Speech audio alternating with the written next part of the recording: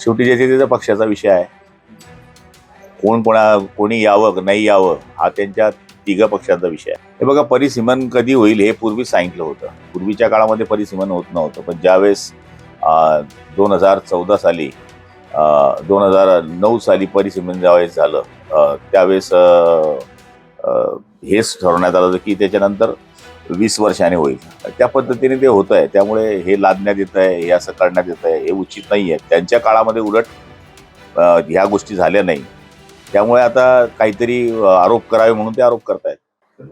जळगावात देखील एक भोंदूबापाचं प्रकरण उघडकीस आलेलं आहे. साधारण 3 ते 4 वर्षापासून दोघं पती पत्नी फरार आहेत आणि पीडित महिलेची तब्बल 11 ते 12 लाखात फसवणूक झालेली आहे. नाही, मी पण असं ऐकलंय की ह्या 4-5 जणांना त्यांनी फसवलेलं आहे आणि प्रत्येकीकडून 11 लाख घेतल्याची प्राथमिक माहिती मला या ठिकाणी मिळाली. SP-ना या बाबतीमध्ये सूचना दिल्या जातील, कारण की अशा पद्धतीचं काम जर होत असेल तर चौकशी करून लवकरात लवकर त्याला अटक करावी असे आदेश दिले जातील.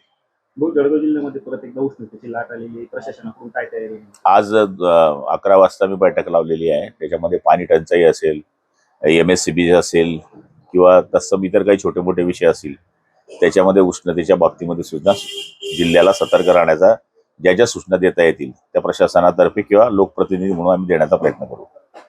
12 मे रोजी विधान परिषदेची निवडणूक होणार आहे. तर समजा महायुतीने जर एक जादा उमेदवार दिला तर मात्र ती लढत आपल्याला त्या ठिकाणी होऊ शकतो. बघा, आता जर सध्या बघितलं तर 7 जागा निवडून येऊ शकतात आणि कोट्याच्या हिशोबाने पाहिलं तर लोकसभेच्या राज्यसभेच्या जसे जागा आल्या तसे येऊ शकतात. पण शेवटी जर निवडणूक लढण्याची ठरवली तर निवडणुकीमध्ये रंगत होऊ शकते. पण हा निर्णय घेण्याचा अधिकार माझा नाहीये. महायुतीचे नेते जे निर्णय घेतील त्याच्या मागे आम्ही आमदार म्हणून काम करू.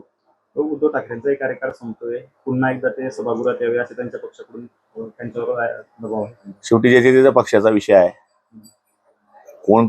कोणी यावं नाही यावं हा त्यांच्या तिघ पक्षांचा विषय आहे. धरणगाव तालुक्यामध्ये एक प्रकार घडलाय की एक क्रिकेटच्या स्पर्धा चालू असताना एक ट्रॅक्टर नांगर फिरवण्यात आलं. काहीतरी देशातून हे घटना घडल्याचं समोर आलं. कुठं कोण मला नाही माहिती. लोकसभेमध्ये जे 3 विधेयक मानले गेले काल, त्याच्यावरून बऱ्यापैकी वादळी चर्चा झाली. राजकीय विरोधकांनी सरकारवर असा आरोप केलाय की परिसीमन लादण्यासाठी हे महिला आरक्षणाचं पुढे केलं जाते. हे बघा, परिसीमन कधी होईल हे पूर्वी सांगितलं होतं. पूर्वीच्या काळामध्ये परिसीमन होत नव्हतं, पण ज्यावेळेस 2014 साली 2009 साली परिसीमन ज्यावेळेस झालं त्यावेळेस हेच ठरवण्यात आलं की त्याच्यानंतर 20 वर्षांनी होईल.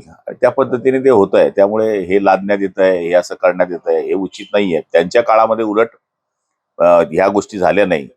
त्यामुळे आता काहीतरी आरोप करावे म्हणून ते आरोप करतायत. परिसीमनानंतर जळगाव जिल्ह्यात काय परिस्थिती असेल? किती मतदारसंघावर लोकसभेची? तुमच्या आमच्या सारख्यांकडनं घेतलेली माहिती पण ती किती पक्की मला सांगता येणार नाही, पण 16 आमदार होतील असं म्हणतात. लोकसभेची एक जागा वाढेल. एक जागा वाढेल. शेवटचा प्रश्न, आमदार किशोर पटेल यांनी पुन्हा एकदा जी मंत्रिपदाची इच्छा व्यक्त केलेली आहे. हे बघा, प्रत्येकाला इच्छा असते आणि शेवटी पक्षश्रेष्ठी ठरवतात.